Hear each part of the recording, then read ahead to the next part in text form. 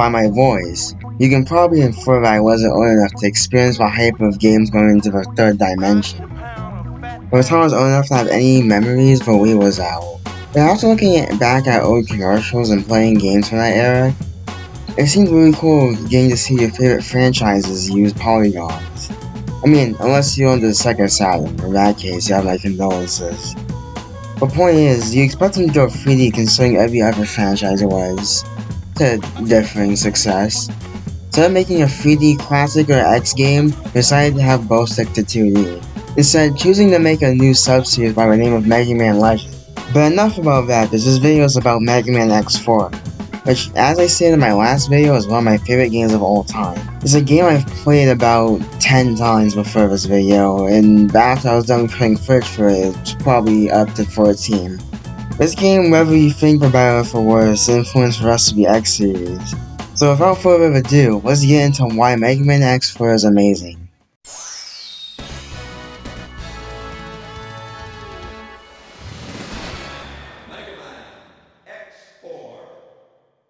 Zero is having a weird dream when suddenly X and Zero crawl to the Sky Lagoon, which then falls to the sea below, killing thousands. When X or Zero find the Colonel of Repulfirst, named Colonel, they tell him they are put under suspicion for causing the damage. Because without surrender, they are now considered mavericks, and they're starting a coup for a Reploid-only nation. It's now up to X and Zero to stop Magma Dragoon, Split Mushroom, Cyber Peacock, Jet Stingray, Frost Wallace, Storm Owl, Slash Beast, and Web Spider. At the same time, the Maverick Hunters know Repulfirst know that Sigma, a totally mysterious cloaked figure, is behind it all. But starting with the game mechanics of X4, X4 follows the gameplay structure set up in the last 3 games. As X, you can still dash, air dash, charge shot, and cling to walls as X. With the controls still feel great, I've noticed that dash jumping feels floatier. X can get some pretty cool upgrades this time around. The body armor is the usual damage reduction, which doesn't really change going forward. He does get a move kind of like Gear Crush called the Nova Strike, where X will become invincible and fly through enemies, but I don't use it more than once. Blood parts are interesting while not being as good as X Freeze in my eyes, but they're still pretty useful. It still lets you air dash, but you can also hover in the air for a short time.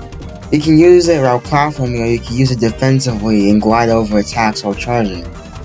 This brings us to the arm parts, which are 2. One can store up to 4 charge shots. Stronger against bosses, but still pretty cool during stages. My second arm part is a plasma charge shot. Once you release, there will be up to 3 plasma balls that continuously do damage. Better for stages, but still kinda broken against bosses. I like both, but I usually go for a plasma shot. And finally, the head part is broken. It allows you to use special weapons an infinite amount of times. Charged special weapons still use ammunition, but most charged special weapons are not amazing.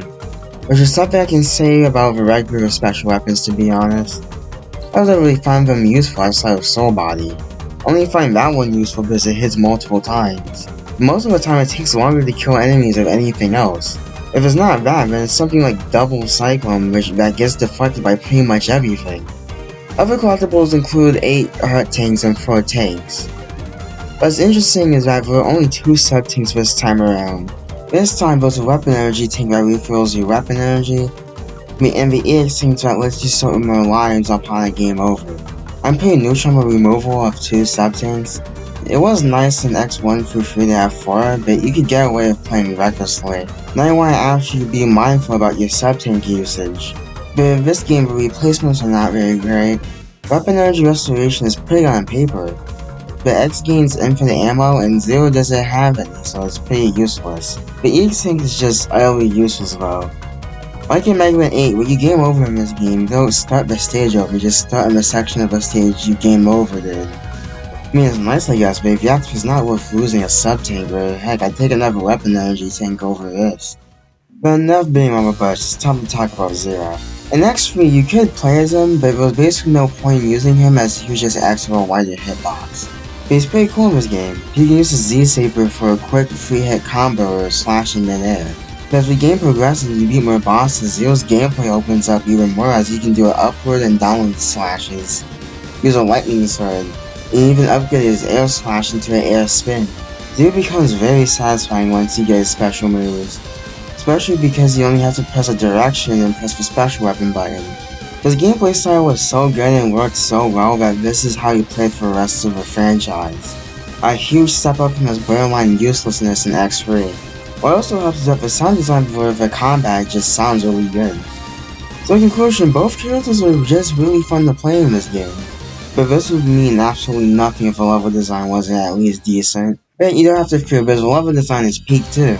I find every level at least enjoyable. The levels have the 2-act structure of Mega Man 8 but are a lot less gimmicky if that wasn't your thing.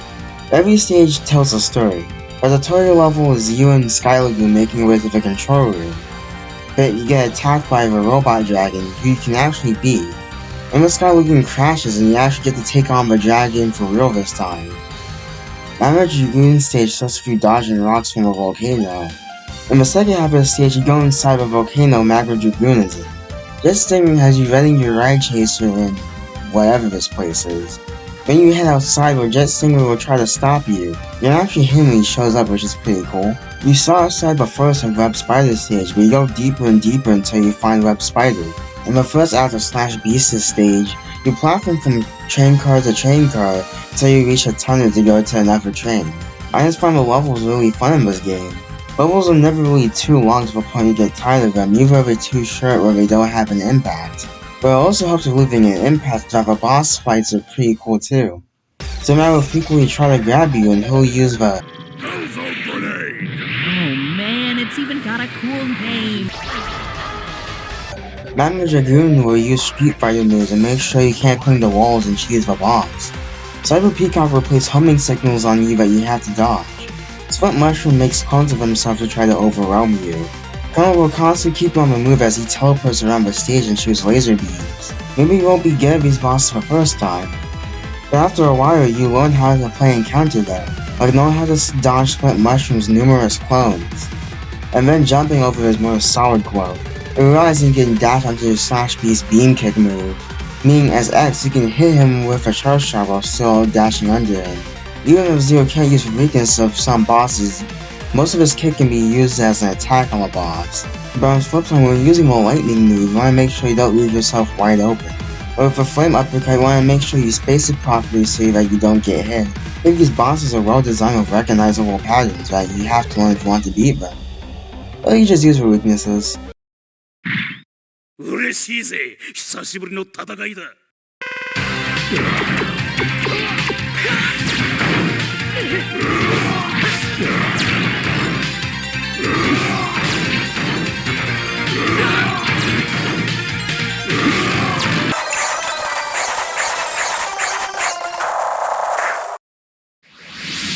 Yeah, it's shame when you're using weaknesses, bosses are over before they really begin. The presentation of this game is stellar. X and Zero's sprites look amazing in the new style and they even have little details. Like how when X is firing his X Buster, his face lights up. When X and Zero dash, they have to stop themselves. This means you can't dash continually like in X1 through 3, but dash up and can produce the same effect in X4 through 6. It even has this little nice afterimage effect slowing the speed of the dash. X and Zero now have animations for incident stages. But bosses have almost as much detail as X and Zero do, but stages have neat details too. In Frost Wallace's stage, you can find the frosty remains of Chill Penguin and Blizzard Buffalo, or the beginning of Cyber Peacock stage versus Eye that opens and closes, or there's a waterfall with rainbow in it in Web Spider's stage. This is an even smaller detail, but I like how Iris turns her head back and forth depending if you run past her or not. I don't know, I just find it amusing. I even think this new warning sign when you go into a boss room is pretty cool. This game's soundtrack is also really good. It uses a different style than X1 through 3. Blue games are more so on the rock side, but this game is more so about atmospheric synth.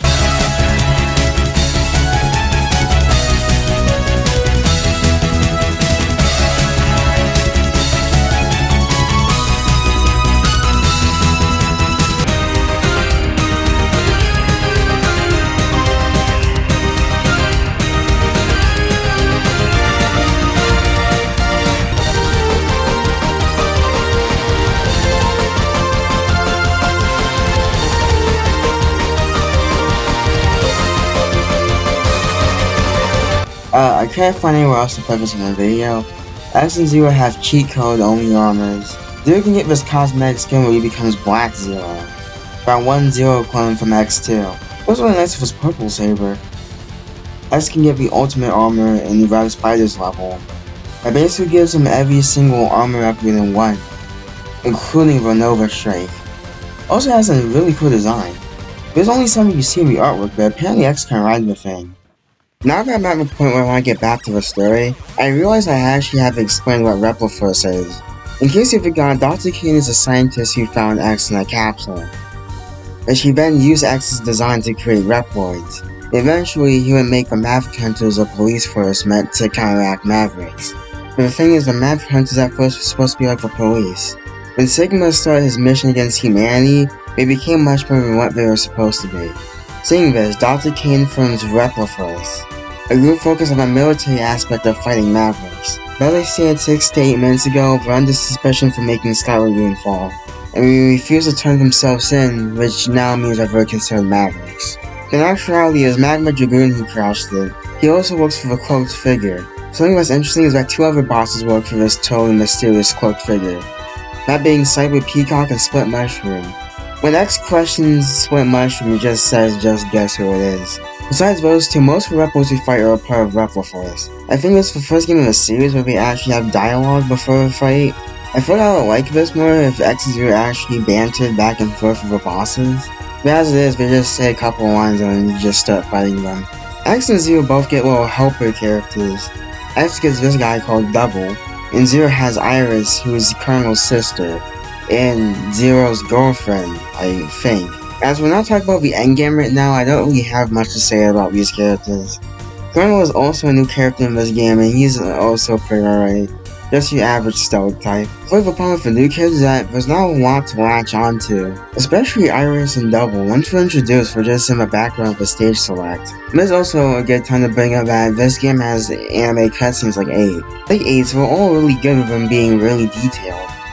But once again, like 8, was a massive elephant in the room. You've earned it. But Zero, what if I become one of the Mavericks? And now, X will be my next target. Iris! Ah! No, this isn't happening! There's no reason for me to go on. What? What am I fighting for? For better for us, every single cast member from 8 returns in this game. And apparently we recorded both 8 and X4 on the same day.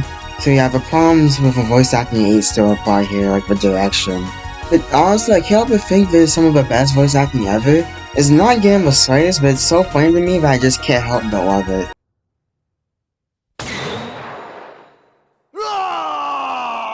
Don't ask such a silly question. I'm breaking contact now.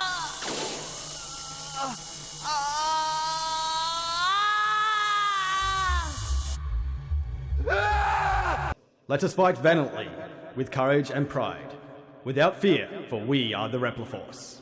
The most powerful army in history! Yeah! I'm disappointed in you, Colonel.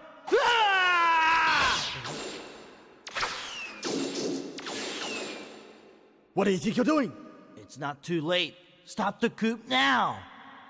Never. If that's your decision, prepare yourself! It being as bad as it is just endlessly entertaining to me. Getting into the endgame, X and Zero head to the spaceport to stop Repliforce from taking off. Colonel decides to try to stop us from stopping them. And this fight is actually pretty fun. He shoots his projectiles faster and he also has this lightning move. But after that, we were told that they already went out to space. So X or Zero head to space. X leaves Double in charge of his unit while he's gone and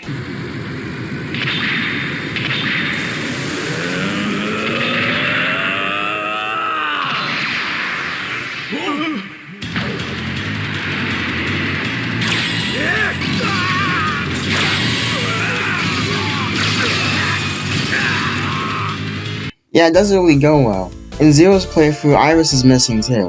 Well, that's because you have to fight both of them in the first space stage. Double secretly all this time as a double agent with the order of killing X. If you use double Cyclone, it doesn't take long though. Zero has to fight Iris, who is mad at Zero killing her brother. and fuses with the core of Colonel to fight Zero. Supposed to attack the crystal that floats above her or below you. Doing this boss means that you have to kill Iris, which Zero doesn't really take well. But X or Zero press on until they encounter the general. He's still stuck on building a Reploid-only nation. Although in my opinion, this boss kind of sucks. It's pretty much like Kaiser Sigma, only it's much slower, as X is just hanging onto the walls and shooting twin slashers, whereas Zero hopping onto his fist at a certain distance you can do a lot of damage for some reason. But after the fight, the final weapon is starting to fire, even though General didn't set it off. So for the last stage of the game, you fight the same boss as you fought half an hour ago. Yay! But after that boring slogfest, you find out that the mysterious man behind the cloak is Sigma? And so to no one's surprise, we find out that Sigma is behind it all. His whole plan at first was to get Reploforce to join him. When that didn't work, he spread controversy by having Magma Dragoon crash Sky Lagoon, which basically caused a war between Maverick Hunters and Reploforce. But in Zero's playthrough, we discovered that Zero was originally a Maverick too. By the way, this cutscene is probably my favorite in the game ironically. A Sigma who is good in this flashback fights Zero who is evil. Usually you want Zero to win because he's the person you're playing as, but then you see Zero absolutely brutalizing Sigma while he's just laughing about it like a madman.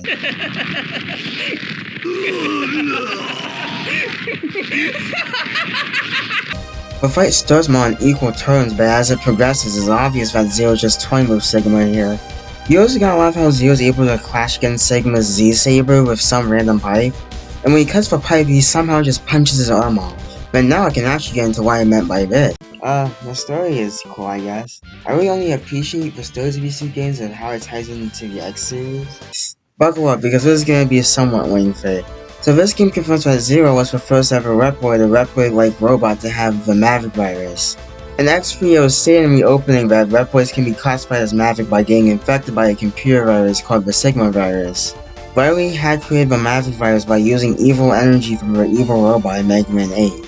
While I also like to think Robolenza from Time was intended to be a test run of the Maverick virus, but to be honest, it might not be considering X4 and 10 are 13 years apart.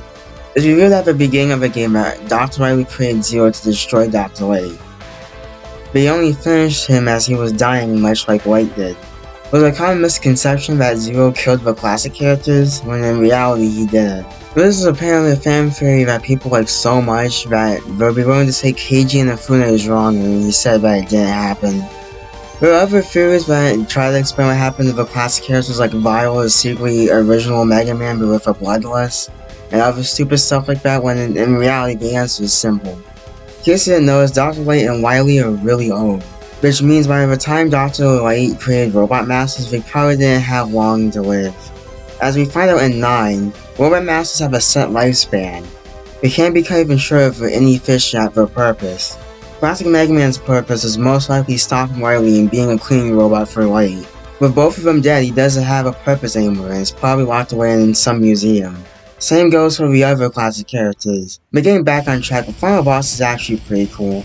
Sigma now dresses like the Grim Reaper in this game, which I'm not sure why, but I guess it's less copyright infringing from his Wolverine cosplay in X2.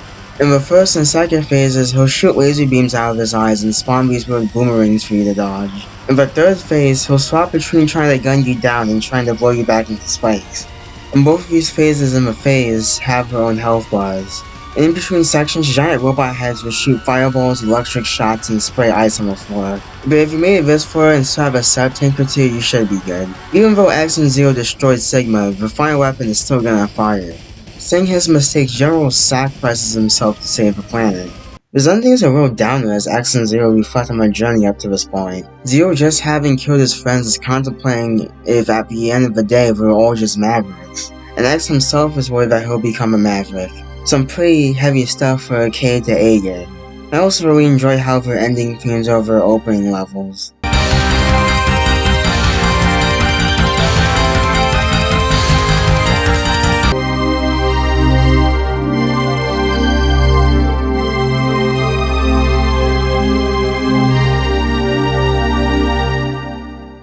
I really enjoy the story of X4, and it's probably my favorite in the entire X series. Now, am I biased? Probably. But I do appreciate how they were trying to tell a grander story here, and yeah, it could have been better, but it's far from bad. But yeah, just to say one more time, I think Mega Man X4 is amazing. To me, this is the peak of the X series, and while X1 and X2 are still really great games to me, this game just blows those two out of the water. And even on its own, this is just a really fun run and gun game. And yeah, the English voice acting sucks, and the EX tank is useless. Jet Stingray's level is the worst in the game, even though I like it, and the boss rush is dry and bland as ever. But this game is just good enough to the point that doesn't even matter to me. And while this game wasn't a mega hit or anything, it still sold respectable numbers and reviewed well. This is usually the part where I wrap things up, but I actually have something somewhat important to announce. The next video will be Extreme 1 and 2 in a group together video, though after this I'll be taking a short break from Retrospective for 2 videos, and then I'll be back with X5, around September or October. I wanted to say that in this video because I figured that this video would get more views than the next video, and I hope you all enjoyed this video too. I tried to make this my best Mega Man X4 video on YouTube, and whether or not I succeeded is up to you. But until next time, I'm Spinball Productions, signing off.